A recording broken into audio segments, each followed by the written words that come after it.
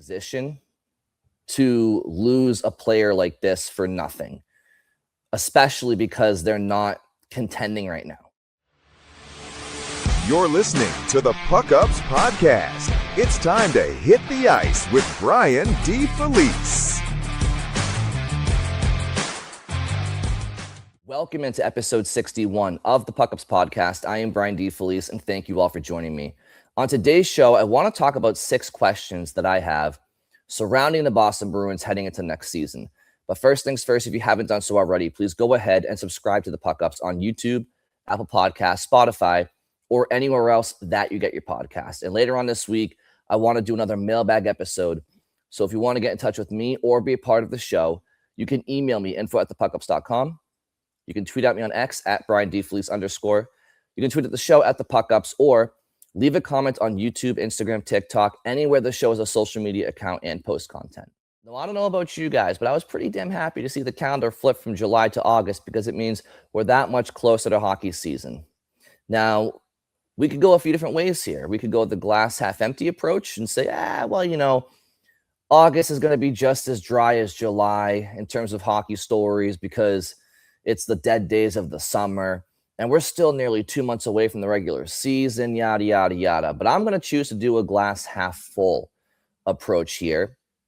And that is, you know what? Yeah, we're still 7-8 weeks away from the regular season starting, but we're only 4.5 weeks away from rookie camp and the Bruins Prospect Challenge, where the Bruins rookies will play the Sabres rookies. James Hagens will be in that tournament. And then immediately after that, you have training camp where there is no shortage of storylines. And then we're off and running in the regular season. In the meantime, we'll allow ourselves to be entertained by preseason NFL football and regular season start of NFL football. The Red Sox are on a torching pace right now, right? Meanwhile, we're only a few weeks away from your local coffee shop, your favorite coffee shop, having pumpkin flavors going forward for the fall. And all of our local CVS's, couple of weeks away, you'll see you'll walk in through those automatic sliding doors. You look to your left, you look to your right, and you'll see some Halloween decorations in mid-August. And you're going to say to yourself, what is going on here? Why does CVS already have Halloween decorations out? Doesn't matter why. They do. And you know what? That means fall's around the corner. And that means hockey's around the corner. So I'm going to choose to go with the glass half full approach. And if you want to join me. If you don't want to, all power to you. But something else that indicates that hockey season is around the corner is when NHL.com starts their 32-32 series, which is covering each organization their own day, where they put out articles about the team's storylines, their questions, their projections, all that good stuff. And it's done alphabetically, which means the Bruins, they're one of the first teams every season, this year included. And so Emily Benjamin, who covers the Boston Bruins for NHL.com, she is heavily included in these articles. And one of the articles was 3 questions she had surrounding the Bruins. So I'm taking that article and I'm going to add to it this episode and do 6 questions that I have for the Boston Bruins heading into next season. So we'll get that started right away. Now, the first burning question that I personally have is, what is Pavel Zacha's future in Boston? We've talked about it all off season, and it's still the question that is unanswered, and it might be unanswered for the next year, or it could be answered any day now, which is kind of why it's a polarizing conversation. And it's also polarizing because the player is currently in his prime and on a great cap hit, $4.75 million. And he's a good contributor to this Bruins team. Plays an important position and plays it well. Plays in all situations, key contributor, good player, real good player. But he has 1 season left under his contract, and he's due for a significant pay increase. And, if the Bruins were a championship contender right now, I think this conversation would be less polarizing, because you would be willing to go into a season with a key player on a final deal unsigned, because worst case scenario, maybe they're your own rental for the season and the end goal is a championship, right? But that's not what the Bruins are. They're not a contender right now. They're still a little bit away, obviously. So you just want the Bruins to be able to optimize the situation. If that means signing the player, great. If that means trading the player, for some, great. For others, they'll hate that. But ultimately, and I've been very consistent in this, the Bruins organization right now is not in a position to lose a player like this for nothing, especially because they're not contending right now. So it would be a team that's not championship hopeful losing a good player for nothing. It doesn't make any sense. So for these reasons, I'm very curious what happens with him and when it happens. So that's my first question for the Bruins is what is the future for Pavel Zacha? Is he extended before the season? Does he go through the whole year without a contract in place beyond his current contract? Or do they extend him mid-season somehow? Do they trade him? I don't think they trade him unless they suck next year. And they're not planning to suck. They might suck, but that's not their plan. So if their plan's not to suck, and I don't think they'll trade him unless they suck, I don't think trading him is in their plans unless that hand is forced to them.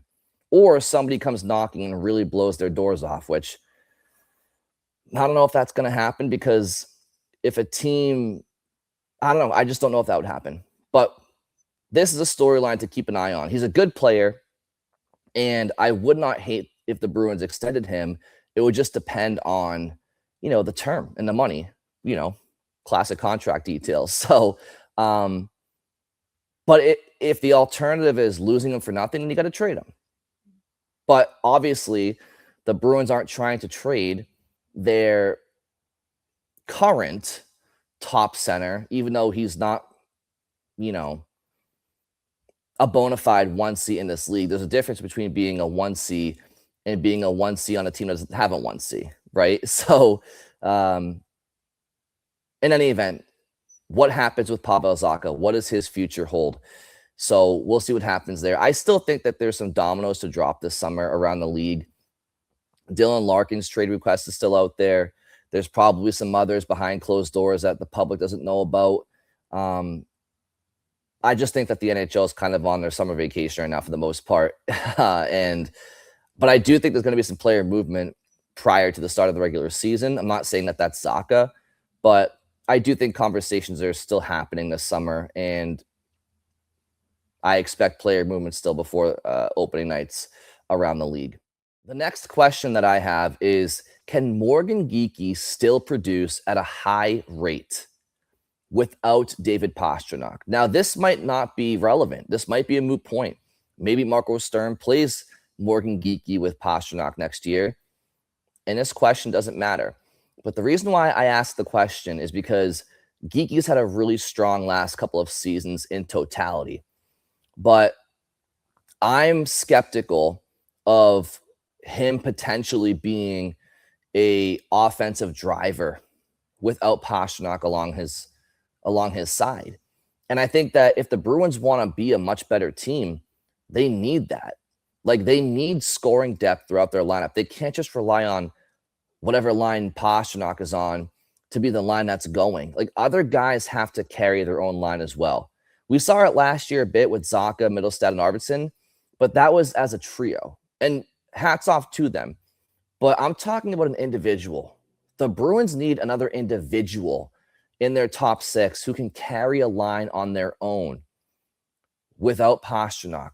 That way you now have depth and versatility, and you can come at teams in waves. And to me, Morgan Geekie is one of those candidates on the Bruins who, could he possibly be that type of player where he can drive his own line? I'm not saying he's a play driver. Like, I don't think that he drives transition. I don't think he puts other teams back on their heels. But can he be a legit goal scorer without Pastrnak? Because teams have to respect that at the end of the day. So, when you look at Geekie's last couple of seasons, great. He has set career highs in goals and points in each of the last 2 years, respectively. But the 24-25 season, he got off to an abysmal start. He was terrible. He was healthy scratched. He was not producing at all until December 1st hit. And from December of 2024 through the end of the season 2025, even though the team sucked and the Bruins sold off a bunch of pieces, Geekie went on a torching pace, and he was incredible. But a lot of that was with David Pastrnak. I'm pretty sure most of it, if not all of it, was. Okay, but noted, okay? That momentum carried into the first half of the 25-26 season. And Geekie, I want to say he had 25 goals in his first 37 games last year. Most of that with David Pastrnak, if not all of it. And then he cooled off significantly in the second half of the year, where he had 14 goals in his final 45 games played.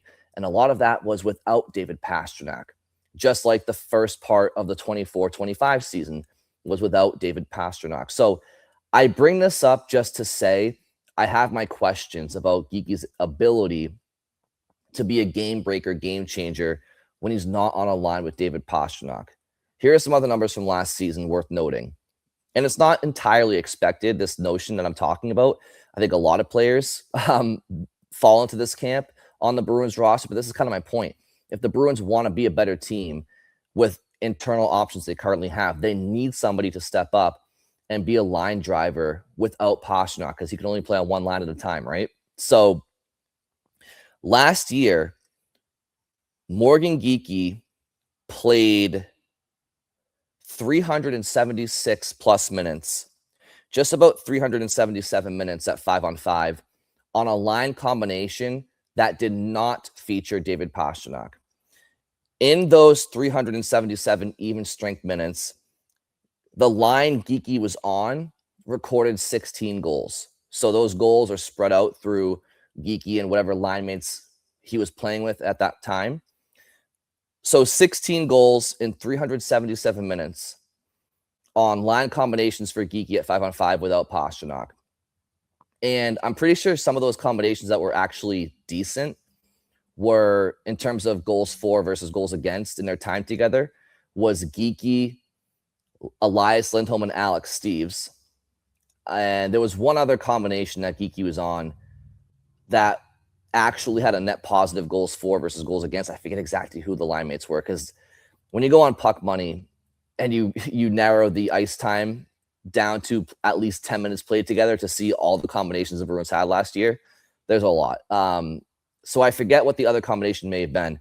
But in any event, it's safe to say that when Geekie's not playing on a line with Pastrnak at 5-on-5, he's not part of a line that really thrives and scores many goals, him or his line mates.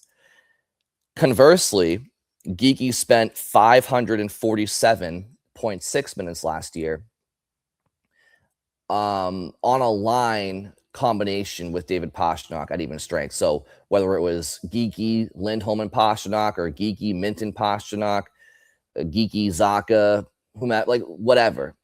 If Geekie and Pastrnak run a line together with whoever the third person was, there was 547.6 minutes of that even strength ice time. In that time, whatever line it was, whatever line combinations were in those 500 plus minutes, had 29 goals. So again, it's not unexpected, not really rocket science. Oh, so you mean to tell me that Geekie spent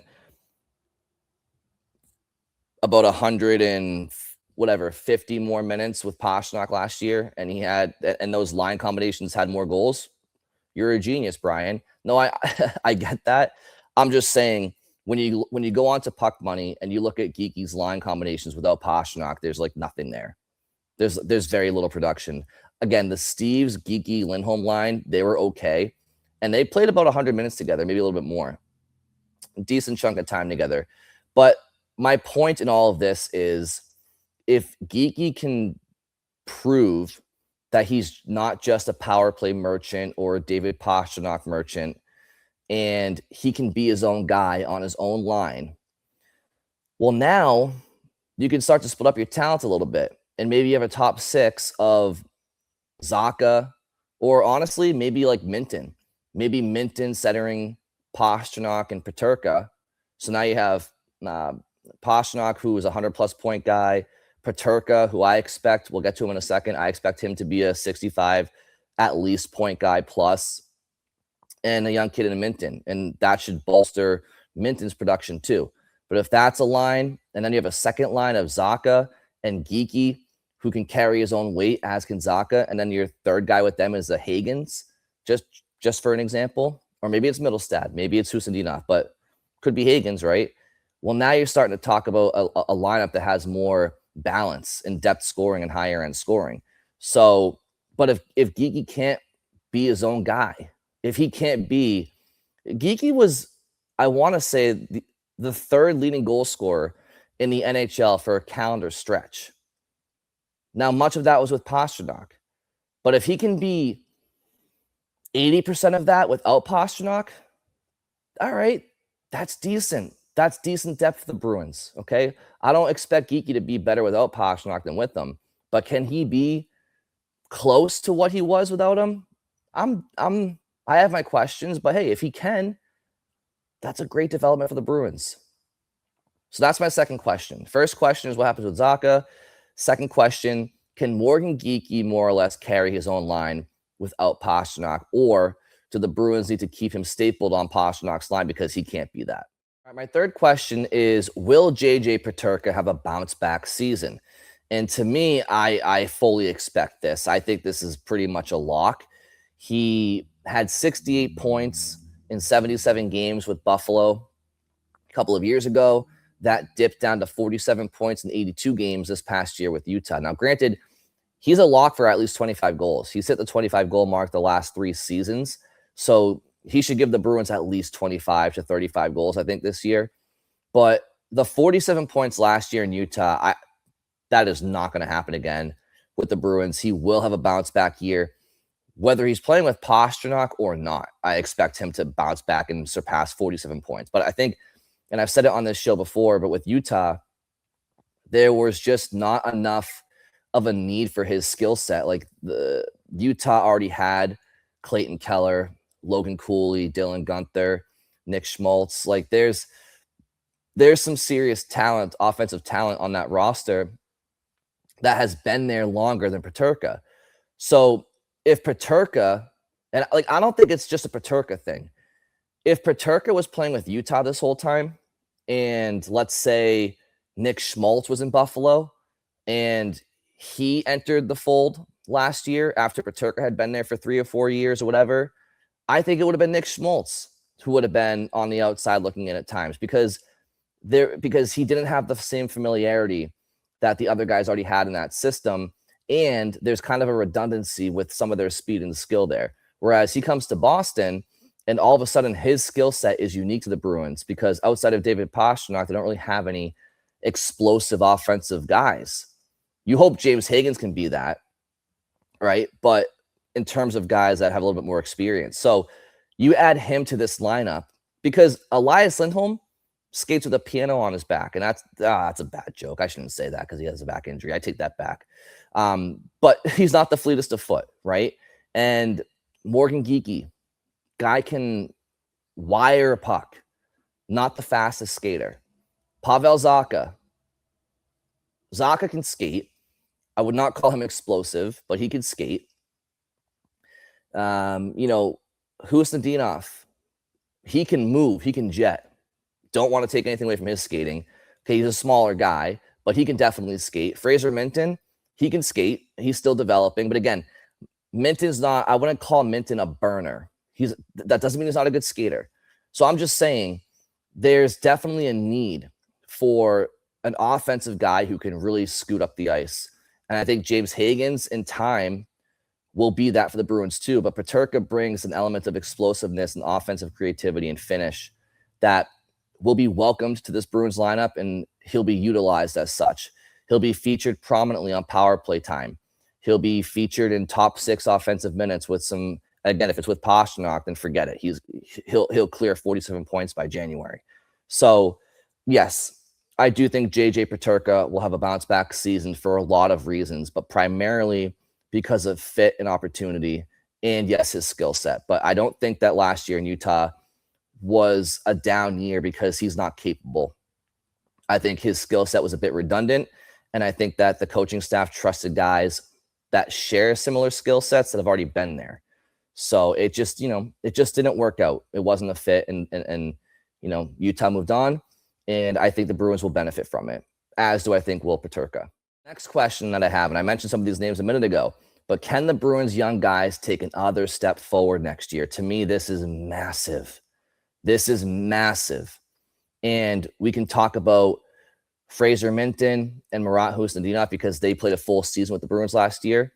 A couple other names I want to throw in here. Obviously, James Higgins in his first full season we expect in Boston. Frederic Brunet. Can Frederic Brunet take that step to the next level? Matt Poitras. What does Matt Poitras do next year? Again, still unsigned as an RFA, but what is his future in Boston? What's his role? Because Matt Poitras might have to break into the lineup in a fourth line role, maybe, if the Bruins are willing to, put him in over Corrali. But that doesn't mean that he can't move up in the lineup. Or maybe he starts in the third line. I don't know. These are all questions that I have. And then later in the year, does Dean Letourneau, does he turn pro after his junior year at BC? I think a lot of people expect him to. What side of 95 that's on, I guess we'll see. But if Dean Letourneau does something similar to James Higgins last year, where he jumps into the lineup in the spring, what does he do with it? Does Dean Letourneau have a Porter Martone-esque impact right away, where people are looking at him saying, "Oh my, who is this kid?" Not that people didn't know who Porter Martone was, but just in terms of, wow, that young, bursting onto the scene, killing it. So, not to put that pressure on Dean, I'm just saying, if all of these things happen, if Fraser Minten goes from 35 points last year to 45 points next year, and again, I think it depends on who he plays with, because if he plays with Pastrnak all year, maybe he's a 45 to 55 point guy. If he doesn't play with Pastrnak and he deals with some sophomore slumps, maybe he still hovers around 35 points. Okay, but if Minten can take a step forward, if Husnudinov can go from 33 points to 37 or 40, if Higgins can have 35 points in his first full season, if Dean Letourneau bursts onto the scene in the spring, carves out a big role for himself, you see the promise there. If Frederic Brunet can take advantage of an opportunity and cement himself as an NHL everyday player, if Matt Poitras, right, if he can stick around in the lineup all year. I know these are a lot of ifs, but if half of these things happen and you're David Pastrnak and you're Charlie McAvoy and you're looking at these developments, you're happy. You're still yearning for a championship, but at least you see, you know what? I'm not going to have to do this all by myself, because these kids are going to be helping me along the way, and they're the future too. But if Minten has a down year, if Minten goes from 35 points to 30, if Husnudinov goes from 33 points to 25, if Higgins has 15 points in his rookie year and is up and down from Providence, if Letourneau stays in Providence when he gets called up, or when Letourneau signs pro, if he's in Providence all spring and not Boston, if Frederic Brunet is a depth defenseman and gets waived, if Matt Poitras gets traded, or plays minimal fourth line minutes in and out of the line, whatever. If all of these negatives happen, which again, I don't think they all would, but some of them could, then you're Pastrnak, you're McAvoy, you're looking around, what do we got here? Because we're not much closer to a championship than we were last year, or whatever. So I just think it's unfair. I think it's unfair to put all this pressure on these young kids hitting right away, but it is the reality that them and the Bruins are in right now. If the Bruins want to win a championship with David Pastrnak, with Charlie McAvoy, with Jeremy Swayman, with James Higgins, with Fraser Minten, with Husnudinov, with Dean Letourneau, with Will Zellers eventually, right? We'll see what happens with Zellers. I want to see what he does at North Dakota. I think he'll be in Providence next spring as well. Less likely, if I had to pick between Zellers and Letourneau being in Boston next spring, I would say Letourneau. I feel like Will Zellers is the prime candidate to go to Providence next year after his season ends at North Dakota, and then come back for training camp in the 27-28 training camp and see if he can make a team then. But in any event, if the Bruins want to win a Stanley Cup championship with their current core in their prime and their young and up-and-coming core, well, we all know who David Pastrnak is. He's one of the best players in the world. He was ranked the second winger in hockey recently for the second year in a row, according to NHL.com, which I don't think anybody would disagree with. But we know who he is. Like, he has cemented who he is. So we need to see if the younger players can be what we hope they could be. And again, fair or unfair, that pressure does exist. So this is a storyline to keep track of, because you know what? When the Bruins did win the Stanley Cup back in 2011, again, not all situations are the same, but if David Krejci doesn't burst onto the scene in the 07-08 season, if Lucic doesn't do the same, if, again, I mean, Kessel did, and then he was used as trade bait. But when you saw Lucic and Krejci in 07-08, when you saw those guys burst onto the scene, and you said, okay, these guys join Kessel, these guys join Bergeron when he comes back healthy next year, like you started to see, okay, this team could be something led by Chara, and you add players along the way, but you have to see that the youth have that promise and that potential. So next year's a big year, I think, for everybody. Again, fair or unfair. The next question is, how do the Bruins shore up their defense? Okay, and when I say this, I mean on the ice and in terms of personnel. We all know there's an overabundance right now of rostered NHL defensemen or capable NHL defensemen. Between Charlie McAvoy, Hampus Lindholm, Nikita Zadorov, Will Borgen, Connor Clifton, Mason Lohrei, Henry Jokiharju, Jordan Harris, Jonathan Aspero, and Frederick Brunet, you got 10 guys right there for, theoretically, with an extra D spot, 7 spots. Now, the first 6 games, you're without McAvoy, so that opens up at least a spot. But I'm curious how the Bruins shore up their D-core. I know players lose games to injury, and sometimes performance makes them get scratched. So a lot of these guys will be playing anyway at some point. But the reality is, guys are going to have to either be traded or waived before the start of the opening night to make ends meet, to make the roster make sense, to be roster compliant. And I'm curious to see how it all shakes out.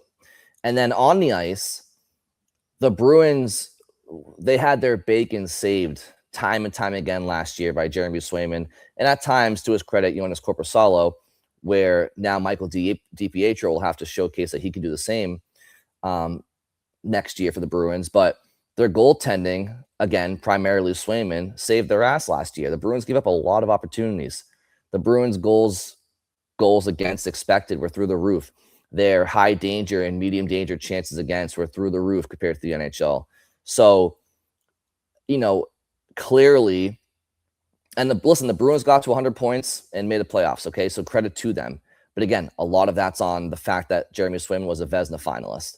So you can't rely on that every year. Yes, Swayman has to carry his weight and be that guy.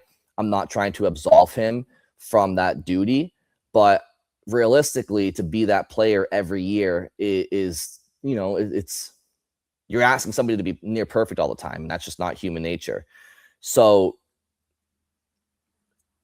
the Bruins implemented a bit of a hybrid zone and man-on-man defensive structure last year. Without being in that coach's room, I think it's tough for any of us to fully know exactly what the X's and O's are and what players' assignments are supposed to be at all times. When do you switch off from man-to-man to zone? Is it more of a on-the-fly thing? Is it a deep pair? Is a deep pair to deep pair, line to line? Do certain lines play zone while other lines play man-on-man for a period, and they switch? Like, who knows how they go about it exactly? But what I do know is the Bruins, they were bend, but don't break a lot, and they would have broken if not for their goaltender. So what can the defensemen do better next year? And not just the D-man. Obviously, it's a team game. So forwards and defense, as a 5-man unit, what can they do better next year to avoid having so many high danger chances against? And is it a reps thing? Do the coaches have to make some tweaks? I'm sure there's probably a lot of it, but that's a question that I have. How does the Bruins blue line iron itself out in terms of personnel? And then structurally, how can the Bruins defense core and team defense round out to not rely so heavily on goaltending all the time? Will Jeremy Swayman be great again? I know he can be great again, but will he be? Because for all the things I just mentioned with the Bruins defense, if they can't figure out their defensive structure to be a team that gives up less scoring chances against. I'm not talking shots because not all shots are dangerous scoring chances, but the Bruins give up high danger scoring chances and medium danger scoring chances more than anybody in the league pretty much. So if the Bruins can't rectify that, will Jeremy Swayman be as good as he was last year, which was a Vezina finalist? And some of that will be predicated on Michael DiPietro. And can DiPietro carry his weight and not put too much strain on Swayman's work schedule, workload?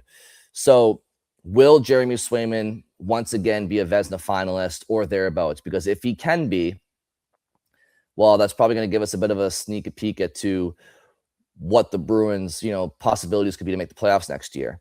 And, if the Bruins can shore up their defensive chances against and have Vezina caliber goaltending, then, they could have, they should be a playoff team again, or at least battling for a spot, right? So Swayman had 31 wins last year, and he's projected to have 33 next year. We'll see if that happens, but if it does, and DiPietro gets another 10, 12 wins, and you have the loser point involved, plus there's 2 more games on the schedule. I guess I should account for that too. But if Swayman can give you 33 wins and DiPietro gives you 10 to 15, then, add in the loser point for some losses, and the Bruins should be battling for a playoff spot. So that's my question on Jeremy Swayman. I know he can be great, but will he be great again? Which season of the last 2 was the outlier? Was it the 24-25 season or the 25-26 season? I think it's the 25-26 season. That's more of who he is. But right now, that's my question going to next year. Will he be great again? So that'll do it for this episode. Thank you all very much for listening. As I said earlier, I will be doing a mailbag episode later on this week. So please send me your questions here on YouTube. You can tweet at me at @BrianDFleece_. You can tweet at the show at the PuckUps. You can email me info@thepuckups.com. So thank you for listening, and I'll talk to you on Friday.